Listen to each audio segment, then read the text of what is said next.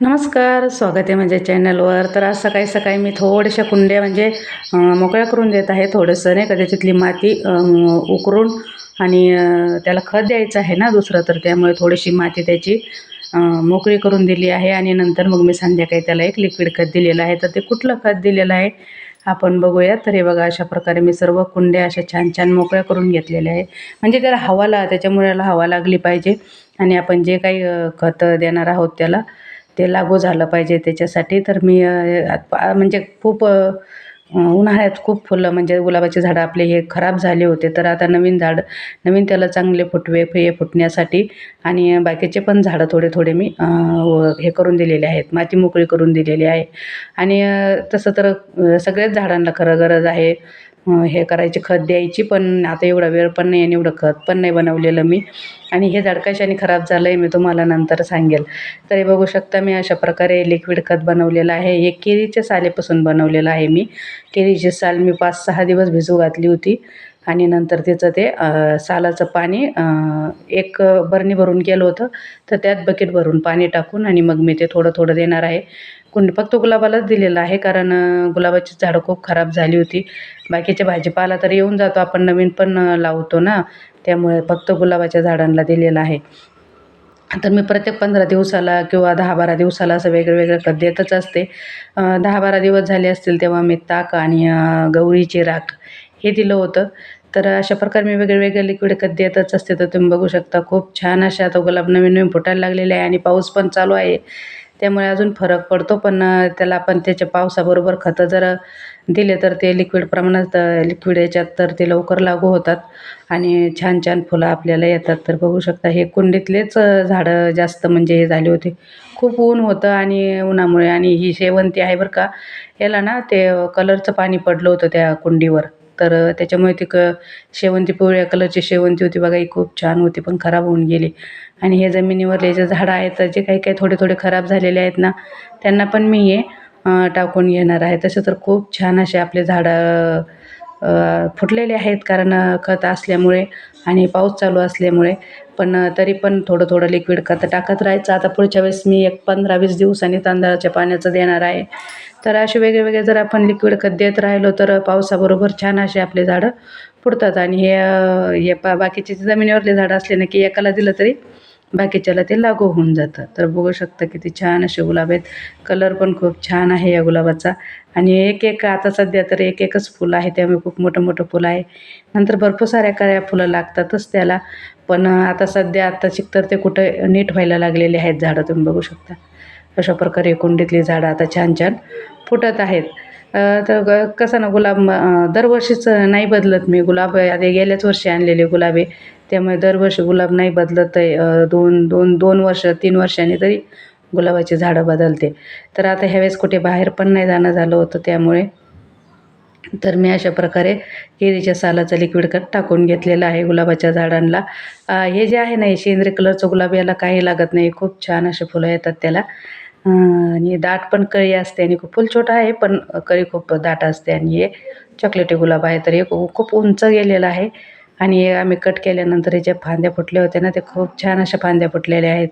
तर बघू शकता तुम्ही, छान असे गुलाब आपले फुटलेले आहेत. आणि नंतर एक झाड राहिलं होतं, त्याला पण टाकून घेतलेलं आहे पाणी. हे बघा, अशा प्रकारचं ते पहिलेच कांद्याचे टलपरं वगैरे ते पुरलेले असतातच, म्हणजे नाही का, चालूच असतं काही ना काही, काही ना काही. आणि त्यानंतर मी तोडत आहे मिरच्या, कारण काही काही मिरची मोठी होऊन गेलेली आहे आणि काही काही छोटी आहे. तर आळूच्या पानाच्या वड्या बनवायच्या होत्या, तर म्हटलं चला हिरवी मिरची आणि भाजीसाठी वांगे. तर मिरच्या भरपूर आहेत, पण त्या तोडता येत नाही, कारण घसा असल्यामुळे काही काही मोठ्या होऊन गेलेल्या आहेत, त्या तोडून घेत आहे. निब्बर ज्या झालेल्या आहेत त्या, आणि ज्या छोट्या छोट्या आहेत त्या राहिलेल्या आहेत. तर बघू शकता तुम्ही, भरपूर साऱ्या मिरच्या ह्या आपल्या झाडाला लागल्या होत्या. तरी पण ना त्याच्यावर असा कोकडा पडलेला आहे. तर त्याच्यासाठी एक औषध म्हणजे एक फवारा आहे गोमित्राचा आणि याचा कशाचा, लिंबाच्या पाल्याचा, तो करायचा आहे. पण खरं तर वेळच भेटत नाही आहे.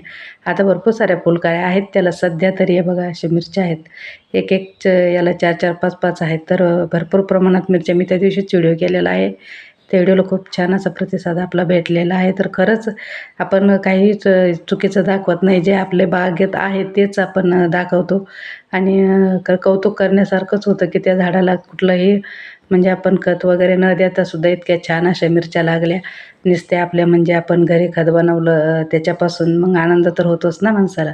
तर बघू शकता ते तोडता येत नाही कारण खूप दाट असल्यामुळे त्या गुच्छात 1-1, 2-2, 3-3 अशा मोठ्या होऊन गेल्यात ना. तर त्यामुळे खूप जपून तोडाव्या लागत आहेत त्या आणि खरंच भरपूर अजून मिरच्या आहेत, पण मला जेवढ्या लागतील मी तेवढ्याच तोडून घेतलेल्या आहेत. बाकीच्या आहेत तशाच बघू नंतर तोडू. काय झाडाच्या तरी तोडून ठेवायच्या फ्रीजमध्ये, मग त्याच्यापेक्षा झाडाला राहिलेल्याच बऱ्या. तर अशा प्रकारे मी मिरच्या आणि नंतर वांगे तोडलेले आहेत. तर भाजीपुरती इतके वांगे निघतातच आपल्याला. हे बघा हे दुसरं झाड आहे.